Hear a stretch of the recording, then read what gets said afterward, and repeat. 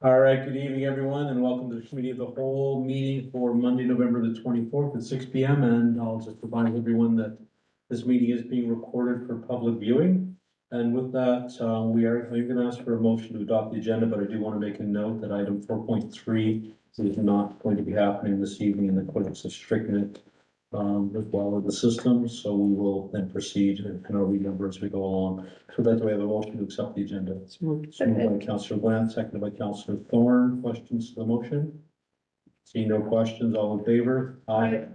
Reminded, motion carried. With that, I'll remind everyone that there's conflict of interest declaration forms up in the cabinet. Please fill them in if you have a conflict this evening and pass it into the clerk stating the reasons for your conflict. With that, I move on to item number 4, new business, and we have a presentation on the proposed cultural policy. I believe Carolyn's going to come up to the podium. So I'm Caroline Margaret.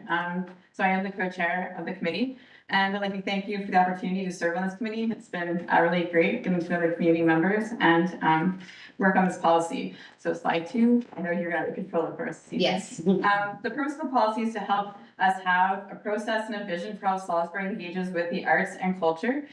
Next slide. You guys saw this. I don't feel like I need to read the slides, if that's okay. The policy you have reviewed is a result of your resolution to apply for the pilot project. The committee is made up of artists, seniors, business owners, as well as community members. So we're here today to show you the draft of what we've come up with. So next slide. Other municipalities have been participating in the pilot program. We are the only Anglophone community currently in the program. You have seen in your package that there's policy. You've seen packages from Cap Acadie as well as Campbellton. Next slide. Our vision statement, it was developed as a result of what we envisioned for Salisbury as it is now, as well as moving forward. So next slide. Next, to get feedback on the policy, we developed to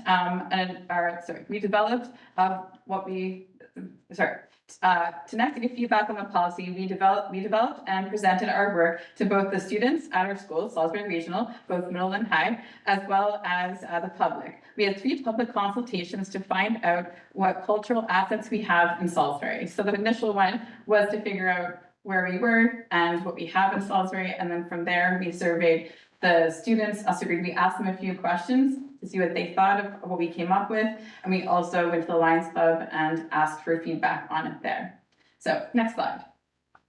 So the first question, we surveyed the students, obviously, and community members to get their feedback on these 2 questions, but also showed them the policy, like I just said. We feel that as a result of the meetings and the creation of the policy, it will help to make the community's vision a reality. So your vision for arts and culture, this will definitely help with that. The result up there that you see on the screen this is where people felt they saw the most creativity, and you guys have already put a lot of investment into that part of our community. So moving forward, seeing more and having a policy to support that work, that very important work that you did.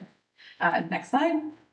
So we also asked the following question you see up there. So in the development of the policy, we had members from various aspects of the community, which had led us to our guiding principles. But I guess this question here, we just said, where do you see yourself? Where do you see Salisbury in the next 10 years?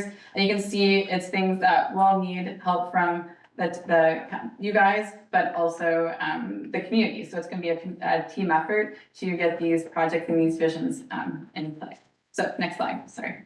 So guiding principles. So in the development of the policy, we had members from various aspects of the community, which had led to how we developed the guiding principles. Our community is growing, and we need this policy so that we represent the newcomers as well as the residents and their history in Salisbury. It also will help in defining the vision for Salisbury moving forward. Next slide. So the key pillars, these speak to the vision of our policy, and I'll go through each of them briefly with you. So next slide. You have reviewed each of these as a committee, but for community and belonging, the key takeaway is that creating networks and with the growth of Salisbury, members will feel more of a sense of belonging as well as represented by having this as one of our pillars. Next slide. As while Salisbury is growing and welcoming new people to other parts of the community, it is important to preserve the heritage of Salisbury as well as its history, and that's what this point speaks to. Next slide. So transparency and communication are important aspects of building partners and ecosystems. These exist to some extent, and the policy will strengthen this and allow them to grow. Allow us to grow with these ecosystems. Next slide. So the last pillar will help to support the town in its efforts, but also make sure that the creative community is treated fairly across the board in resource allocation and integration with the town's vision in mind. Next slide. Our next steps are to create an implementation committee. So a different committee. This one will dissolve and a new one will come into place. And we'll be recommending next steps as well as monitoring the status of that implementation for the policy. And then the last slide, I was just going to ask Katie or Massimo to come up since they are employed by the town. Good evening, everybody. Nice to see everyone. So budgetary stuff. So the $15,000 that we already have budgeted in 2026 is going to cultural programming. But if you guys saw our budget from last year, that's basically all going to the music festival. We also have $5,000 budgeted to the banner program. And really, in terms of cultural programs, assets, we have no other money set aside. So this is more so a promise moving forward that in future years, we'll be allocating some funds to request additional funds from you guys. And that goes to cultural assets programs and heritage assets programs in the future as well. And basically, it's the policy that supports grant applications for additional funds. So with that point, in 2026, it will allow us the time to request grant funding, whether that's provincially or federally, for some cultural programs that we might have going on. I know Marnie has a bunch of ideas and is finding the funding immediately for that. But in terms of the short term, we actually have no funding requirements set for 2026. This is again a promise for future funding allocations to be more equitable in a sense. We are a very physically active community, as we all know. But it's about kind of branching out and making sure that there's something for everyone in this community and for people coming in. In terms of the budget, it's also important, to remember that it is more of an investment than a cost. So when we are looking at future budgetary requests, it's important to understand that there is a return on investment for these things. A vibrant community, a vibrant place to be, not only helps with resident retention, but people coming here might see Salisbury as a beautiful place, not just with the nature going on, but in terms of beautification as well. I know I just moved here myself and I'm really looking forward to the town becoming more beautiful around me. So it is an investment for all those reasons, but also tourism. People coming here for tournaments, they will drive down our main street and already see the beautiful banners that we have. But these projects ongoing year after year will just make it that much better. So please think of it as more of an investment than a cost when we do look at funding in future. And do also remind yourselves that it is on the strat plan as well. Thank you, Dick. I like it. The strat plan was being redone. Yeah, that's true. Yeah, that's true. Before we get into, there's really no motion here. So Do you guys have any questions? No. It'll be brought forward for ratification. There should be a motion there. Is there not one? Yes, sir.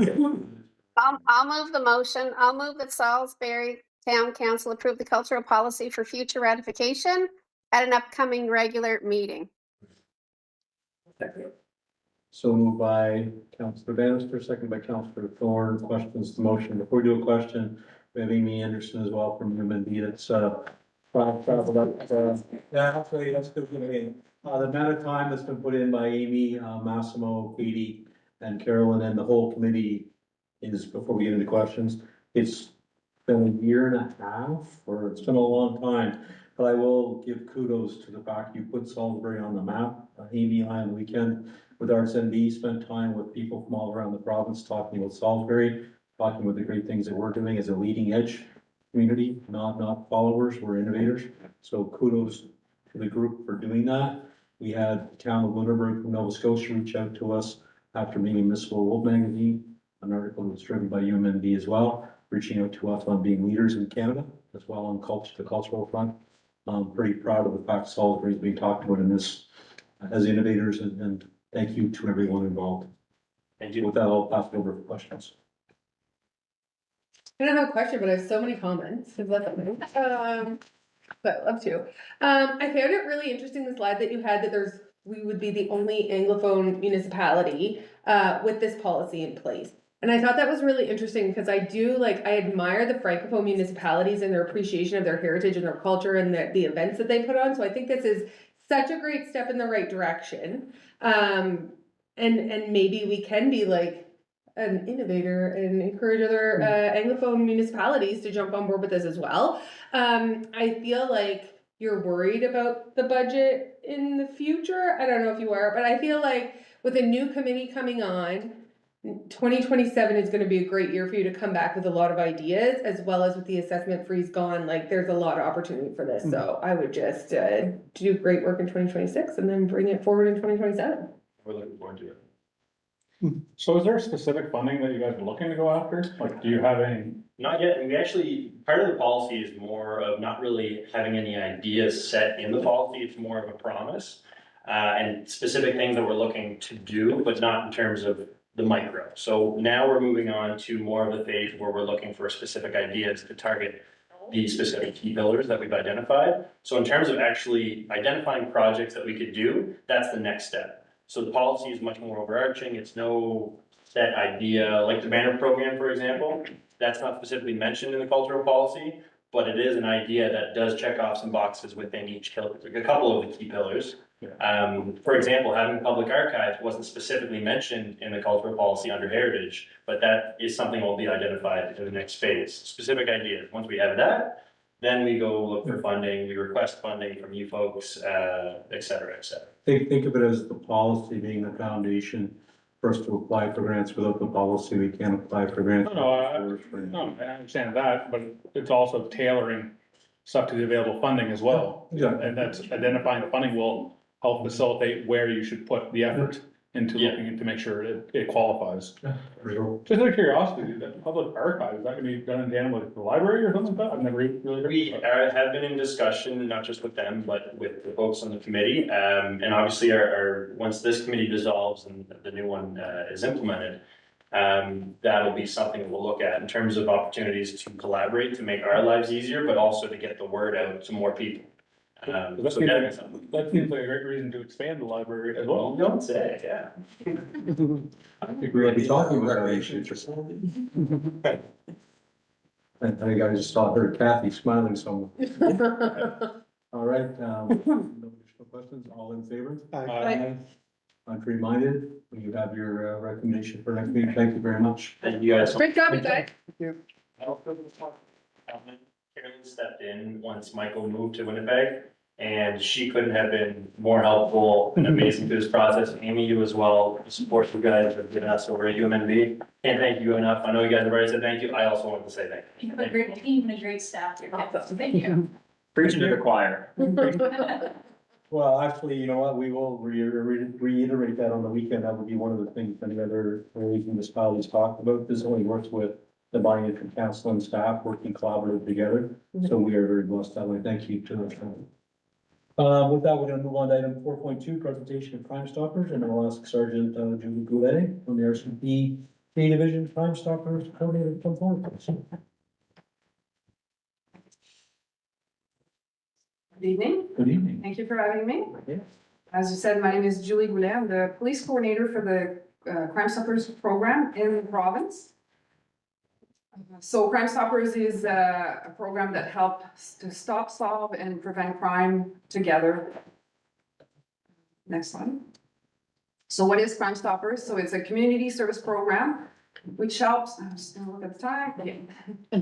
Which helps solve and prevent crime in the neighborhood. So it was one officer's vision. It was Detective Greg McAleese, who worked in Albuquerque, New Mexico in 1976. Detective McAleese was actually from New Brunswick, actually from Moncton. So we ended up working in New Mexico. Not sure how and why. Not as an RCMP, but for the Albuquerque, New Mexico Police. So I'll talk more about how it came about in the next few slides later on. Go ahead. So it is, what is Crime Stoppers, or who is Crime Stoppers? It's the public, the media, and law enforcement. Next. So when we talk about law enforcement, we talk about federal, provincial, municipal agencies. We have partners with DFO, we partner with public safety, all police forces, JPS, like I said, SPCA, enforcement branch, etc. Next. The media. So it is the media. So we used to be on Rogers TV. Remember Crime of the Week? You know. Yeah. So community TV or the news at night, newspaper, and the radio. But now we moved on to all social media. We're on everything. X, not much TikTok, not so much. It's all videos. But we have a YouTube channel. We have a Facebook page. Sometimes we do advertisement on video, on radio, etc. Next. So it's a community-based program, so it's volunteer. We have an executive board. Actually, our vice president actually lives in Salisbury, and he manages the big stop, Jim Gillies. Yeah. So we have a connection, and we have 12 chapters across the province. So here, Salisbury is part of the Southeast chapter. We used to have I think it started, we had like 22, 25 chapters, like in all small communities, but we amalgamated once, people don't want to volunteer as much anymore. So we have 12 chapters that cover the entire province. Next. So I talked about Greg McAleese and how it started. So I'll tell you a little bit more about the story here. So Greg McAleese was working in Albuquerque, New Mexico as in the major crime section, like the big files, right? He was a very good police officer, within 2 years, he made it up to this unit. And one night he was investigating a robbery where the attendant had been shot with a shotgun. Just a regular, robbery in a gas station. But Albuquerque, New Mexico is a very busy area, right? There's highways and way more busy than we can think of here. So they couldn't find, he was investigating, and the victim didn't die right away. So he ended up going to the hospital and met the mother of the victim, who was about 22 years old. And he ended up passing away. So Greg McAleese promised the mother that he was going to solve the crime. So it's that promise to her that was his incentive to create Crime Stoppers. So after 2 weeks of investigation, they didn't have a lead. They didn't, they couldn't figure out who did it and whatnot. But they knew that somebody in the community knew about the crime. So he approached a local, radio, not radio, but TV station. And they did a video reenactment of the robbery. And they put it at night at the news, after the news, at the end. Something like 10:45 at night. And they offered $1,000 reward in 1976. That's a lot of money back in the day, right? Even say. Say no to $1,000. Anyway, so they posted the reenactment video. And the next morning, before 8 o'clock, they had solved the crime. So that was the trigger to creating Crime Stoppers. So we approached his chiefs of police there, and he said, "Can we continue with the program?" And the chief said, "If you solve 30 crimes by the end of the year, I'll support continuing." So within 3 months, they had solved like 300 crimes. It was incredible how it was, it worked. So that's started the program. So to make sure that it was gonna work, they had to have a promise of anonymity. So when somebody calls, they remain anonymous because they call Crime Stoppers because they don't want to deal with the police, right? Promise of anonymity, a cash reward if when there's substantial results. So we offer a cash reward on arrest, not on conviction. Conviction have to go to court, so it takes time, right? But we want the tipster to be, rewarded right away because we want more tips. So, or if there's other results, like it forward the investigation, it helps the investigation move on, or there's a seizure of drugs, recovered property, or anything to that effect that is substantial. And also, they decided it should be funded by and operated by the community for the community. So that's why we have our executive and the chapters are managed. Every executive is managed by the community. So that's what started the program Crime Stoppers. Next slide. So where is the program? It's everywhere in New Brunswick where crime exists. So throughout, like I said, New Brunswick, Canada, and there's over 800 Crime Stoppers program around the globe. Next. So why is because Greg McAleese knew that there was more people than just the perpetrator that knew about the crime. There's always witnesses, there's always a girlfriend or an ex-girlfriend, which is always good. And it's the basis of community policing is like Sir Robert Peel was in 1829 in the UK. In England, they knew that the police are the public, and the public are the police. So the police is the only member of the public who are paid to give full attention to solving crime. Next. So Crime Stoppers is actually 40 years old in this province. We started in 1985. We just celebrated our 40-year anniversary on October 25th. And that is why you supported us with this, so that's why I'm here tonight to thank you for that. Next. So what does Crime Stoppers, what kind of results have we had in New Brunswick since the inception?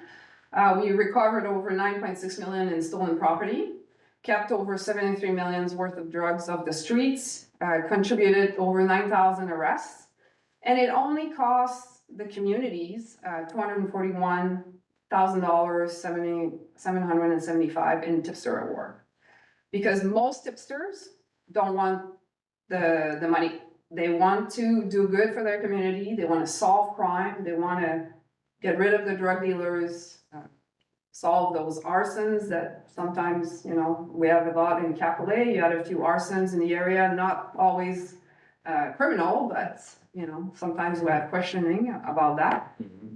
Arsons are very difficult to solve because of when the firefighters go in, there's a lot of the evidence that is disturbed. And next slide, please. So how does it work? Is the tipster? Let's pretend you're a tipster. So you submit your information on criminal activity to Crime Stoppers.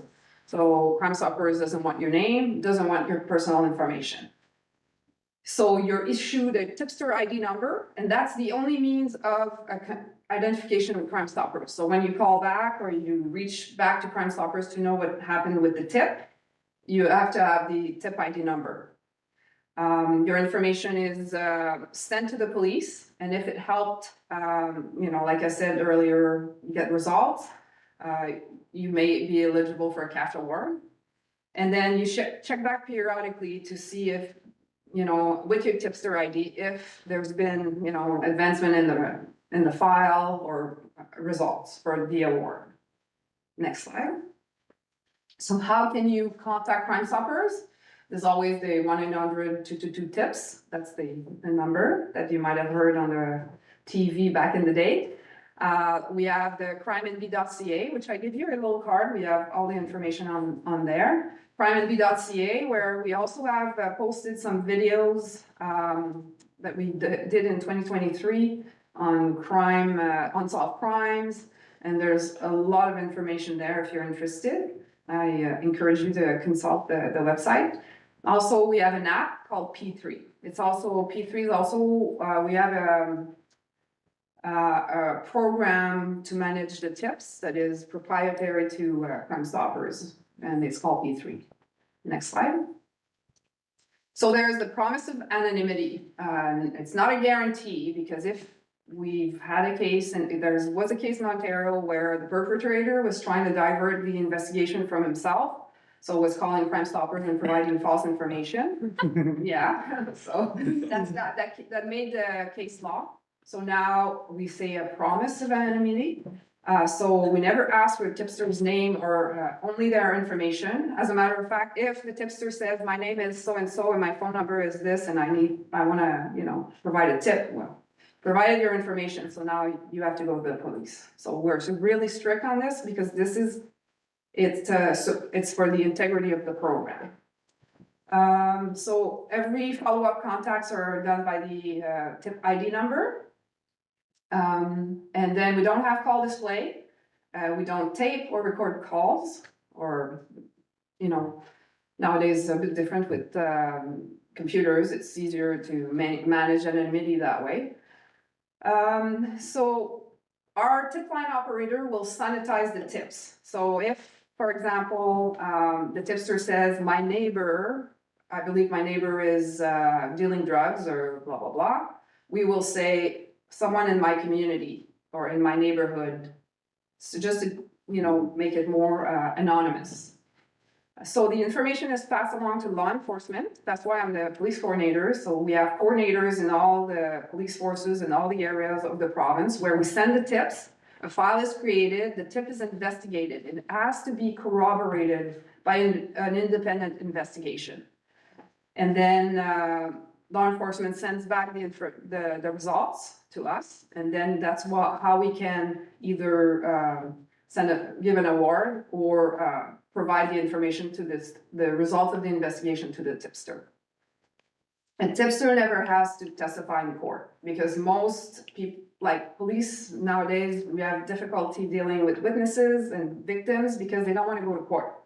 So by using Crime Stoppers, if they provide enough information, they never have to go to court. That's one of the, because it's anonymous, right? Except victims, we cannot take tips from victims in general, because victims have to, the police has to be able to communicate with them to investigate. Next slide, please. So as you saw in your card, you have a flow code that sends you to our website. And then what I wanted to say as well is that, like I mentioned, Salisbury is part of the Southeast. In Southeast, we have, after COVID, it was a little slow. We lost a lot of members because, everything stopped for almost 2 years, right? Mm-hmm. So things changed after that. So we rebuilt, and for example, in like the Southeast, we're up to 16 volunteers, and our medium age has lowered. All our new volunteers almost are between 23 and 30 years old, which is fantastic, because it's, sometimes we've been criticized for being an older, because we still have volunteers that have 40 years in Crime Stoppers, but we'd like to have a mix of different age to reach different groups. Mm-hmm. And we, so that's about it. So we're always looking for volunteers. Like I mentioned, we have Jim Gillies, who lives in Salisbury, so that gives us a, familiarity with Salisbury. So it does. How is the uptake on the P3 app then? Has there been a lot of utilization? It's you mean the people using the app? Yeah. It's fantastic. You have your phone. Yeah, no, I have it. I'm Okay. just curious, can we, as a council at some point, whether it be through you or Jim, or can we, I know it's anonymous, but can we get an idea whether it's being used in our area? So we can, Because we know it's being used, we can push it more.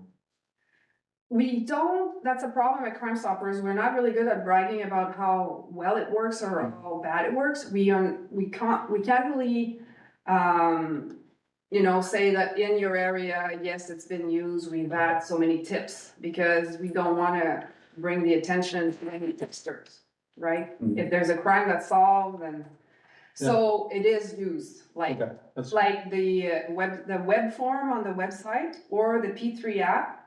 Most of our tips come, like, we have 200 tips a month for now, or it goes all the way to 250. We've increased our tips every month since COVID.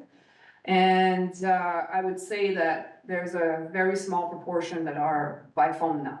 So most tipsters will use, if they use the phone, we have an anonymous call center that's based in Winnipeg.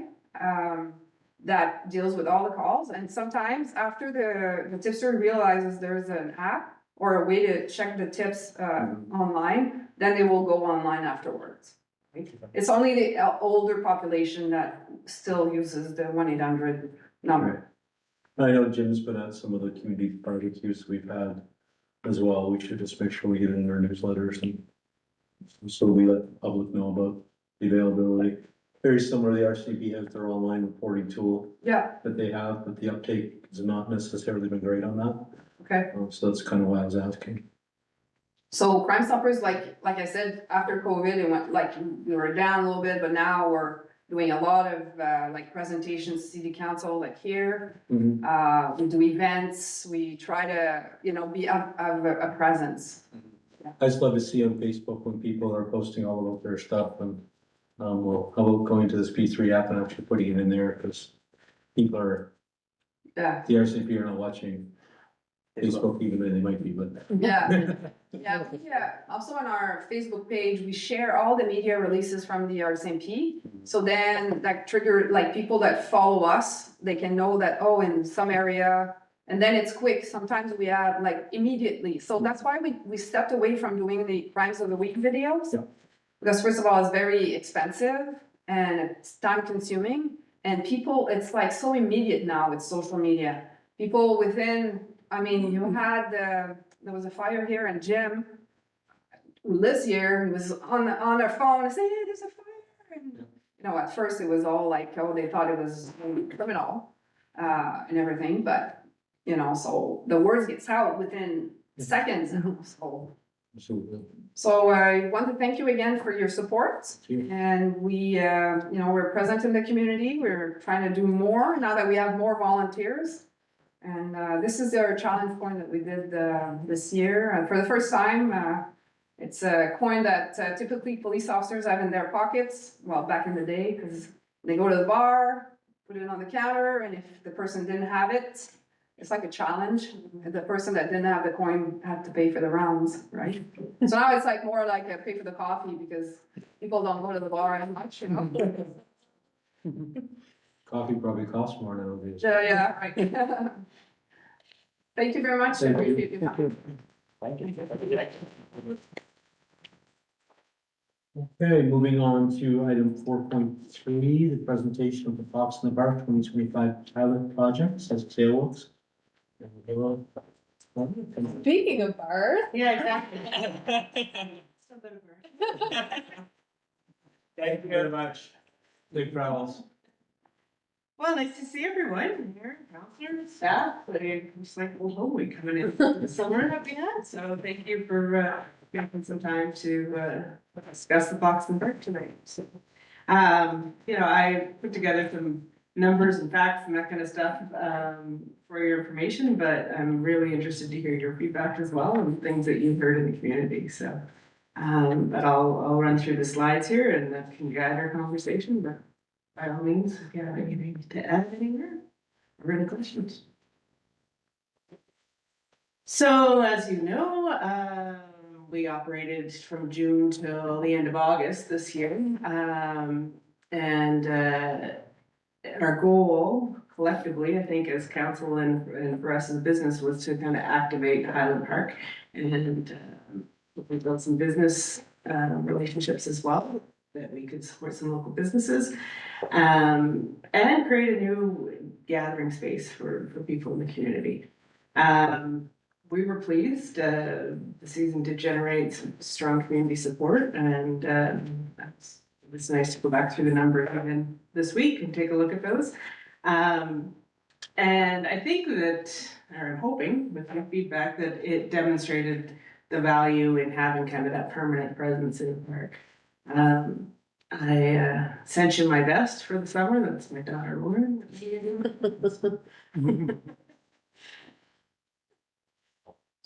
We're good. So as far as like quantifiable or specific successes for the season, first of all, I would like to say as a business, the collaboration with the municipality was fantastic. I appreciated seeing a lot of you over the summer, and staff was super helpful, and the work staff was super helpful, and you know, I was fully prepared that, you know, I know that as a public space it would be monitored, but I mean, we had zero vandalism, like people were respectful. It was just a really nice experience for us to be operating there. Obviously the community events as well, community days, the trivia night that we did was good, music festival was great, and those actually were the highlights of the summer for us. So thank you very much for all the assistance and support in those. We also had a highly successful collaboration with Pizza Mill. They had kind of watched our operation and saw how it worked, pitched like, do you think we could work together on this? And it was great. We had them regularly.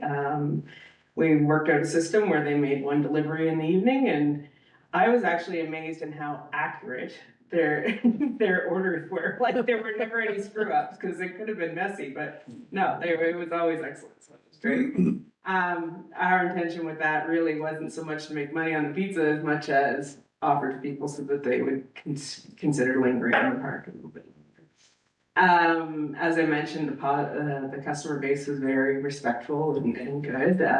No incidents of vandalism, loitering, or police involvement at all.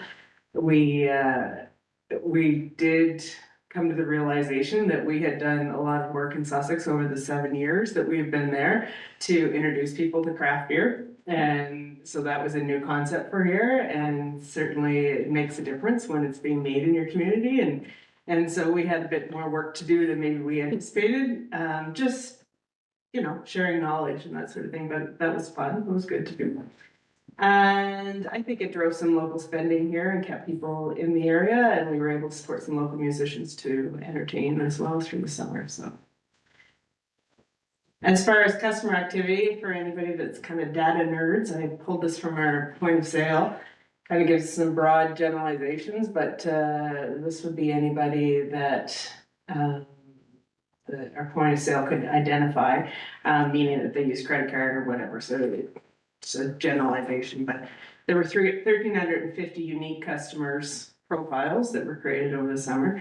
Half of those were return customers, meaning they visited more than once, and that also means if you do the math, that about 650 were, you know, stopped in. So whether they were tourists or just learned about us over the summer or whatever. So, but you know, having 50% return customers is a good number that we're happy with.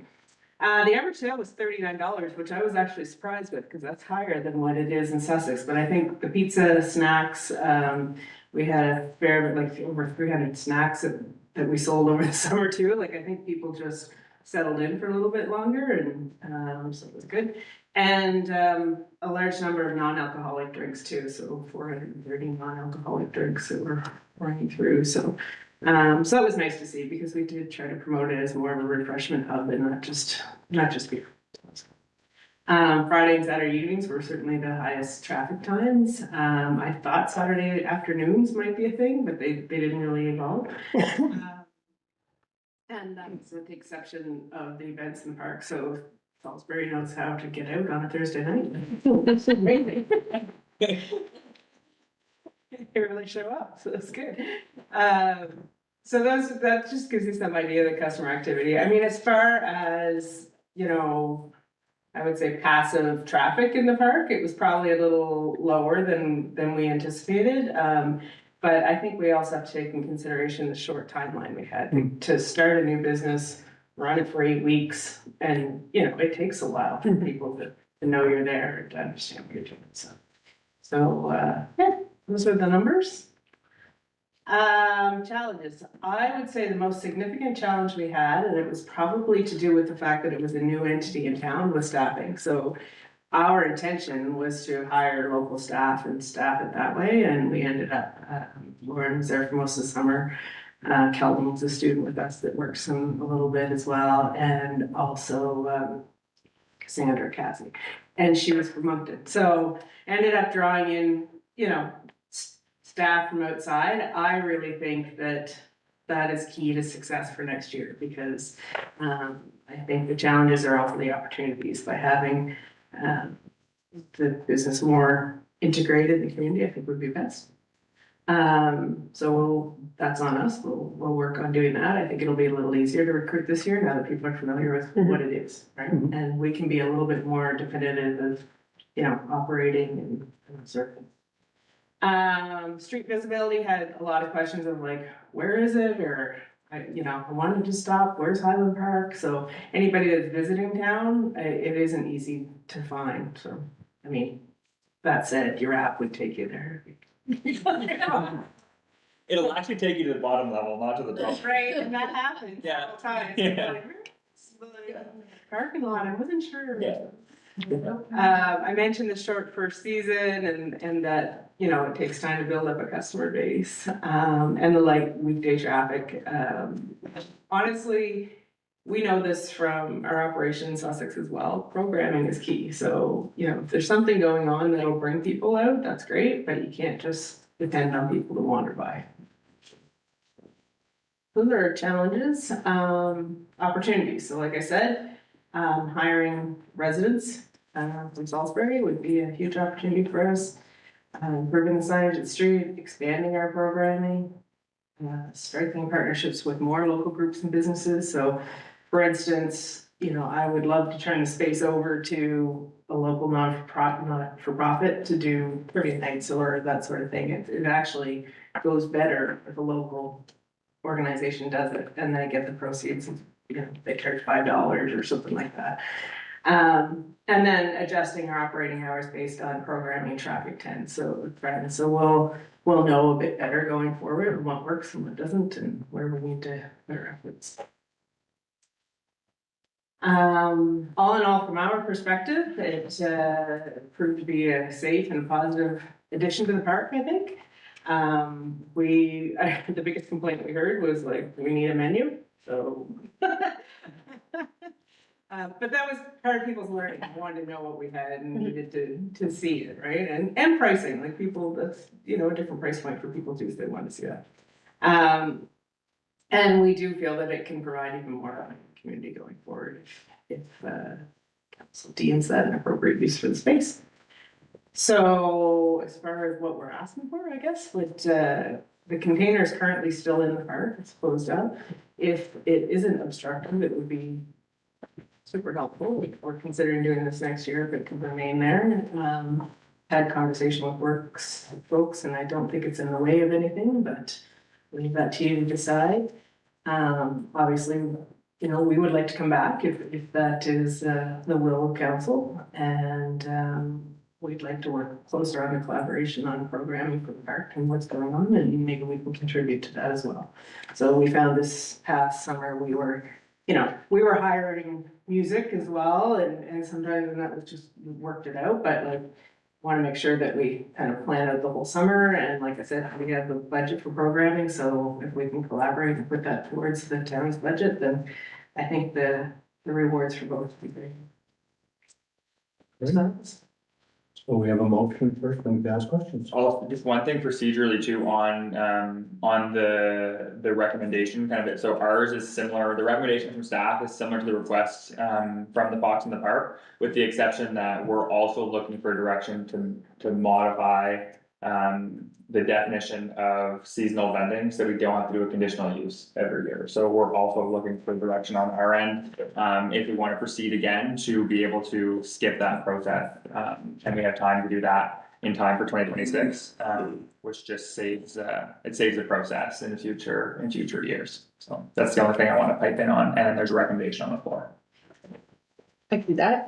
I'll move that following the pilot project between the town of Salisbury and the Fox in the Park in the summer of 2025, council direct administration to undertake text amendments to applicable municipal planning documents to permit the operations once again in 2026, and direct administration to inform the proponent that the container can remain in place until the new season. So moved. Moved by Councillor Thorne, seconded by Councillor Bland. Questions? Just it was great to see you Yeah. guys in the park this year. It was so It was fun. Right? It was great. Well, that's great. I would agree that our trivia night that we had at your location was by far our best trivia night, like such a great spot. Not because of the host. Overall,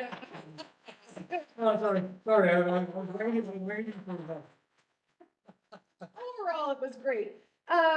This is like a side comment, but I feel like the container situation is going great for us in the park, and I'd love to see that expanded, because I was looking through the, like, what we heard, summaries, and like having one that served coffee, or like, what if we wanted to serve hot chocolate out of a container? Like, could we put more there, and what does that look like, and when is it possible?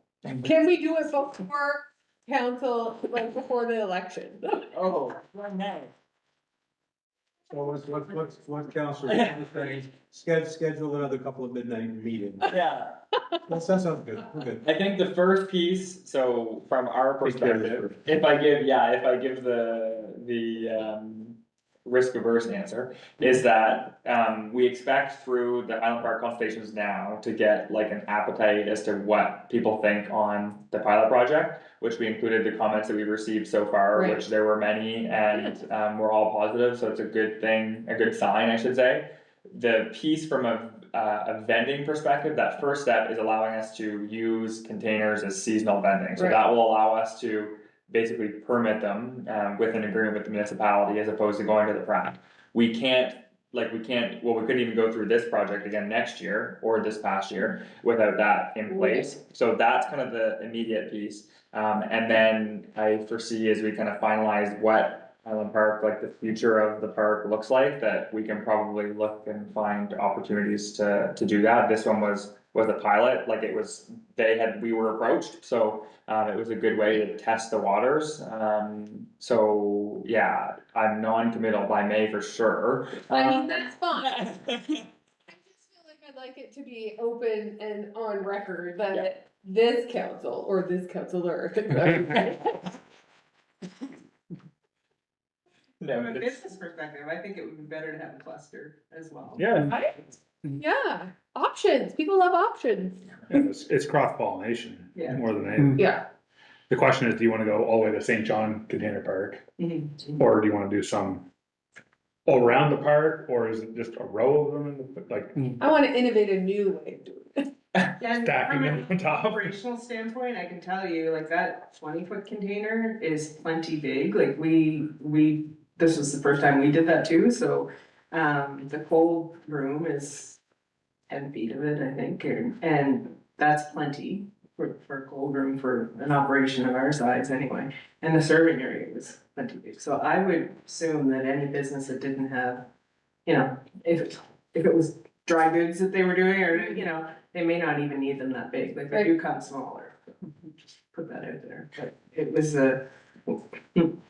our beer tenders from Sussex were jealous because there was a lot more serving room in that than there is behind the bar.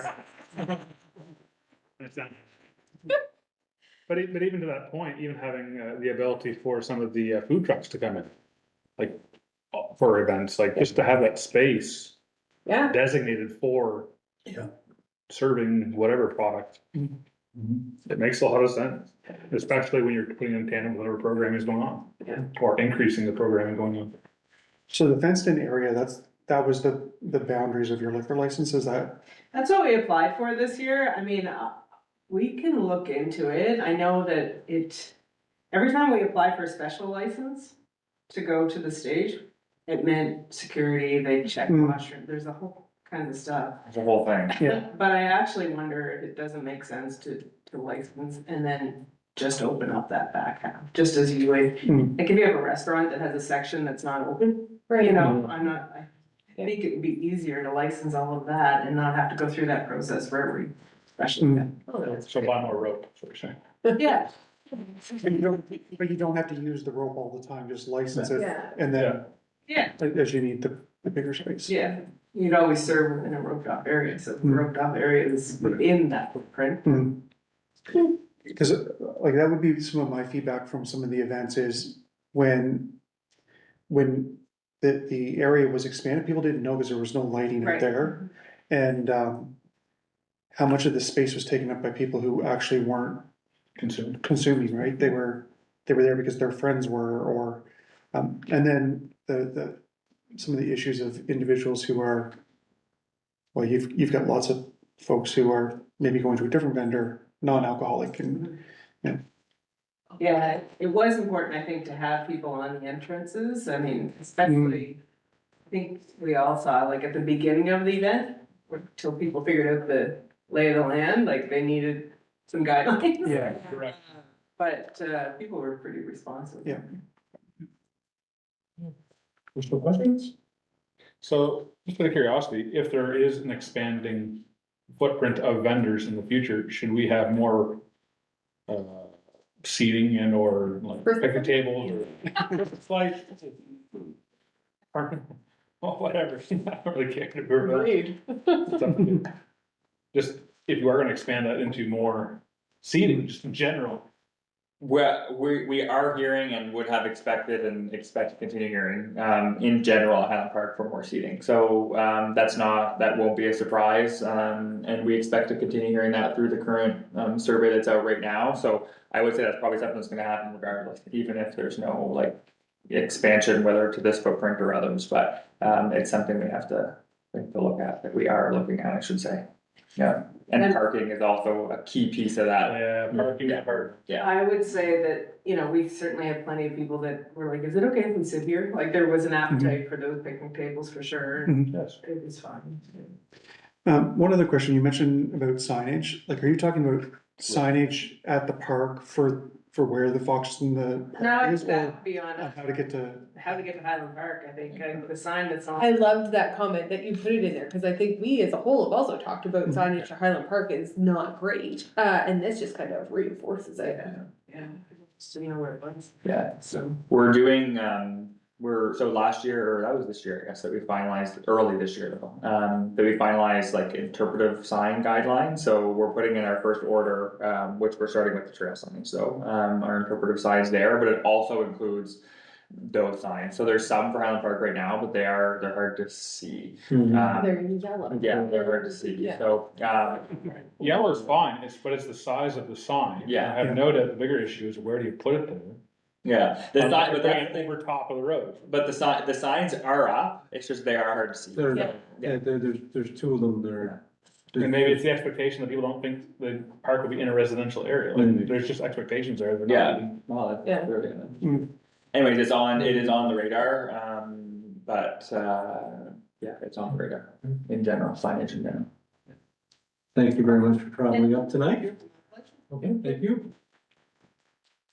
Okay. We vote. With that, all in favor? Aye.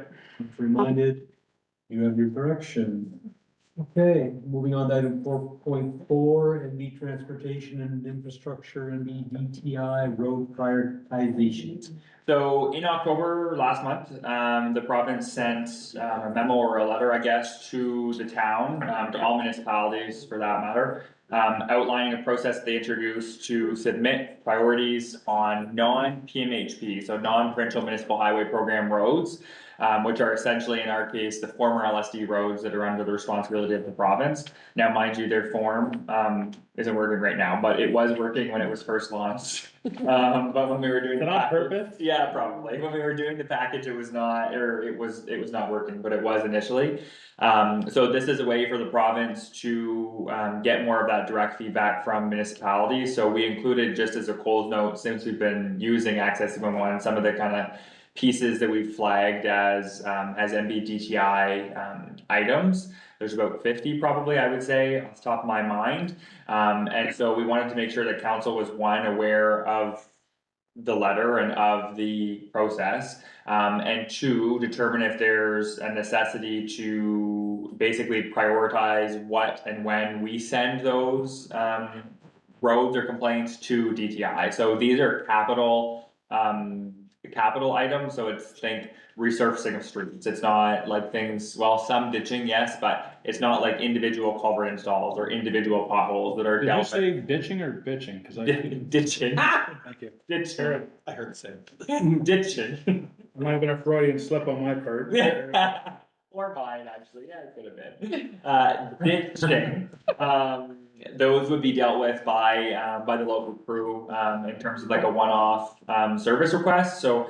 I guess the intent is more for information, than anything, but, we are looking for direction if council has any thoughts or input in terms of what and when and how we submit them to DTI. So every year right now, we submit, as an example, our PMHP plan, so it outlines the 5-year or 3-year now, I guess, for the first time this year. Our 3-year plan under that program, which is the provincial highways that are in the former village. But this is, when it's working, open all the time. So there can be a way to formalize it, or we just submit all of them that fit under the box, or none of them, or do we bring it forward when we bring the PMHP plan to council? There's many different options, and if the intent or the desire is not to formalize it, that's okay too. But we wanted to put it on the docket for discussion. But is this just going to junk mail or 513 for no one to review at all? 513. Because this just seems like more stuff to be ignored. That's Even if we put all the effort into it, like. Yeah, that's a good question. I think like it's not going to be to the same degree of the PMHP plan where we have to like get them costed and all of that. The form is pretty high level, so it's like what type of like service is it? Resurfacing, what have you. But I think the like with DTI, if I use their example of like their ticketing system now that they started pushing a year and a half ago, 2 years now, I forget, since municipal reform, they are good on acting on that. And there was another instance where it was brought up through Councillor Thorne on a line painting issue. They had it fixed within a week. Yeah, we were surprised. So Impressive. we have we're lucky to have a really good relationship with our district crew. And I know that the MLAs get a list monthly, I think. She's been sending that to us now that says, here's the work that's planned and here are the requests. So they're clearly monitoring and tracking those requests, which is, I would say, a significant improvement from what people would normally see from DTI. So this is new, but I would expect the same piece. So to like the 180 of your question, I would say if we don't be the squeaky wheel and other municipalities do, then maybe they will prioritize them and then we don't. That would be the main. But that's the question, how squeaky? Because if we just send everyone this information to submit every issue. Oh, they it have- can only come from municipalities. Well, But we can consolidate that. If we put everything, we're gonna copy all of your road issues. Yeah. We're gonna forward it off for you. We Yeah. can send as much and inundate them very quickly. Yeah. What we're bringing forward there'll still be a monetary impact for the municipality as well, our contribution. No, because this is just the Just provincial. that only? Special levy. Only that? Yeah. Then, And that's the piece, is like cause if we get a pothole piece, we're not submitting that through this program, we Right, will through the ticket. tell the residents to open a ticket, yeah. And it'll be addressed, by the province, but in this case, it's to inform their 3-year capital planning, so they'll review it every time they update their 3-year plan. How much they'll take into it is subject to funds, subject to the amount of requests they have, what have you, but that's why, from our perspective, like, it would be helpful for us to say, do we review them and submit a batch annually? Do we review them and submit them as they come in, and it's just at our discretion as to whether or not it needs to be kind of forwarded to the province I like that one. as they come in? Well, at your discretion. If you save them up, it's gonna be a big job for somebody to do it. Yeah. Do you already have a list? We have the list just of the ones that we track and tag in Access 211 and generally there's influxes in like March and April when the snow starts to melt, like that's generally when there's an uptick in all these things. There's probably a handful of streets that we've gotten pre-Access 211 that we know issues of. we don't get a report from Vincent or anyone on the tickets that they get. No. No, I'm not even sure where Vincent gets them, because they're all managed by their. So that's why I just wondered, from a duplication perspective, if we could have that feeded into our system, we'd be able to cross reference it to see if they. Yeah. Our system is more like we direct residents to go to DTI, we tell them that we'll keep note of it in case a process like this happens, or in case we're talking to Vincent and like there's been times where he's asked about X, Y, Z, and we've been able to say, yeah, we heard about it or didn't. So that's generally how we handle it. If we get a DTI piece, we'll tell residents, we'd encourage you to open a ticket, but we keep track of it as well. Which we would continue to do, but it would be challenging, I would say, for us to track all of it. You can ask and see what data. I know when it first started, their answer was, we're still trying to figure out what data we can get, but. But is it worth talking to DTI and just ironing out what everybody wants? To just kind of figure out what kind of process they wanna follow? Just because it just seems like, Yeah, Well, that's kind of, it almost sounds like that's what they're doing is like, based on the Yeah, what- rollout of the current portal, that they need to categorize it a little bit different, capital versus Yeah, they don't regular want day-to-day potholes. stuff, right? and if you think like, so in our case, like we have, if residents in the former village say. We have concerns with Fredericton Road, well, the town has an option of contributing to that through the PMHP program. We have no way other than just telling the province that we get complaints on XYZ street that's outside of the former village. This wouldn't require a PMHP contribution, it's just non-PMHP streets that they will now integrate a municipal consultation piece as part of their prioritization. So would we be able to like aggregate the complaints that we're receiving and roll them up, like, you know? Into one submission. Like in this last month, we've received 10 complaints on this particular structure road. We could, I don't know what, and I forget exactly how the form was Assuming you're getting the tickets in anyway, to. DTI. We are, but the piece with the capital, when they get the capital planning ones, they're open and closed on DTI's end.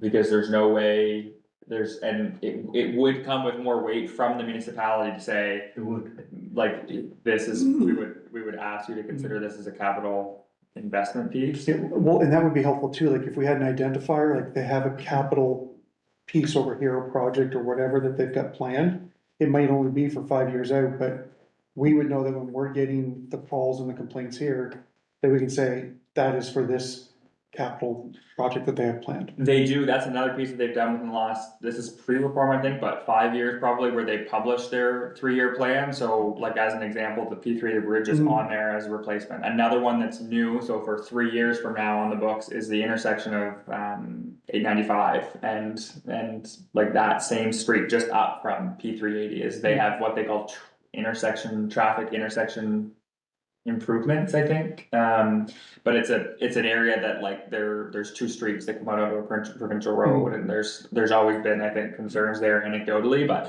they don't know what that improvement will be yet, but it's committed in their plan. So they, yeah. Who knows? Council Dexter. Yeah. Before that. No. just that I don't think there should have been really no advertisement that you guys are taking some of these as submissions. No, and that's, So if all of a sudden you're saying we're taking road submission Yeah. reviews, I think you're gonna be asking for trouble. yeah, that 100%. So that's my point, like, talking to the DTI in terms of how do you manage the complaints? Yeah. Because what is actually worth sending to them? Right, and that's kind of the And piece, like. that's we the can issue, is you have to try to facilitate filter a little bit. getting the right information, and who's doing the filtering, you guys, DTI? Yeah, Should there some sort of process to filter Yeah. before everybody even sees it? yeah, Yeah, because there's no point of us submitting Exactly. projects that that they're already aware of. That's what I mean. Yeah. If I'm Redundant. saying we don't have the access to their data, Yeah. then Yeah. we're just continually. You're just inundating them with I garbage. suppose, but is that I think- more appropriate for things that we've seen for future planning that they're not aware of? Like, as an example, we know, hypothetical, that a new facility is gonna be built somewhere. And that DTI might not know that private business is gonna be starting up there, but we do. Mhm. So we can say, you know, this intersection, you need to look at this intersection because of plan development that's coming. Yeah, that does, those conversations do happen, like, it happened on Fredericton Road with that facility. And it happened there, or is happening there too even now. With P380 bridge, sidewalk location was on which side of the bridge it goes on, like they consult us for that because they don't know, like they did Yeah. traffic counts. They get people And, from- and those, those are large, right? Yeah. Like, those are large projects Yeah. that are gonna happen, Yeah. that will happen naturally. But I'm thinking more somebody owns a piece of land, they're gonna put 10 houses in there, Okay, and we know that that's gonna increase something with some traffic. yeah, Like, what do we, like, do we give them kind of you might wanna get this on your plan within the next 5 years? yeah. It's not on your 3-year plan that's there, but We don't, I'm trying to think of a scenario where that might come up. maybe we have a piece of land where we're gonna put a park, Yeah, yeah, this is. that they don't know, right? Yeah, And yeah, we know that we need to review the speed limit, we might need to review, yeah, you know, those intersections there for Yeah. more lighting and whatnot. yeah. I think would be culverts. Yeah, the province would have to sign, and access permits and highway use permits, yeah, Mhm. yeah, or anything even inside, like we have to. So anytime, like even trail, we have to get a highway use permit because we go under their bridge. Anytime we have a sewer cut, we have to get a highway use permit because we cut into a provincial street, we have to pay them a deposit, like, and for Roxborough Port, we had to get an access permit because there's a new culvert going in. So just culverts, so even a Yeah. housing facility. This is a good. But that's when it's ready, right? Like, I think that's more, and it would be, as long as we knew, we could have that conversation, but. It would It's a good conversation, but I do think when you started, I'll give them credit. They are doing some good stuff, so. DTI? Yeah. Yes, So yeah. by that, I think we should start out with having the conversation, I think it was Councilor Beck going to talk about the fact that they are gathering data right now, how do we collaborate with them to give them what they want, not just, I mean, the fact that they're asking the question, not telling you. It's to get that distilled information they need. Maybe we Good could time kind we got. of work with communities that work with them, make it even a stronger process than what they've already put into, quite frankly, best. Well, just to help make it better than what they already done. Okay, we'll reach out to Vincent, just to see what information they get from their ticketing system. And maybe there's information they'd be willing to share with us, but. Maybe it's just a desperate, I'll start with the compliment, it's true, but they are doing a good It's job. getting better. We're seeing a lot of. A lot more people- transparency than there ever was. Yeah, and how do we help make it better for them? We did have to send DTI a formal letter today on their reference manual for municipalities that was less complimentary, but, that's because they're trying to make some changes that will affect municipalities, but Can't be anyways. happy all the time. Other than that, yeah, other than Other than that, other than that. all right, there's no vote on that, so I think we can. Yeah, move that's it. To item 4.5, Regional Service Commission verbal update, not a lot, except that we've had some workshops that have been underway at the Service Commission on infrastructure cost sharing, the workshop, yes, I think it was, I can't remember, it was this weekend, yeah. So a few hours, where, the mayors and, their stakeholders have been updated, we'll come back to council with that report. Again, still a long process underway with infrastructure cost sharing, there's another one for Wednesday, transportation. And there'll be just a series of them as we update everybody on what we're moving forward on, but it's still a complex process. So, and the RSC, not really RSC related, but I guess the province is still underway with an RSC review. That's underway right now, around the province. That's all I have. And with that, we will move on to, there's nothing in close this evening. We'll move on to item 6, mayor and councilor statements. I have nothing in councilors. I think we said it all the other night. Yeah. All right, with that, do we have a motion to adjourn? So moved by Deputy Mayor Blaine, seconded by Councillor Thorne. Seeing no questions to the motion, all in favor? Aye. Reminded, we are now closed.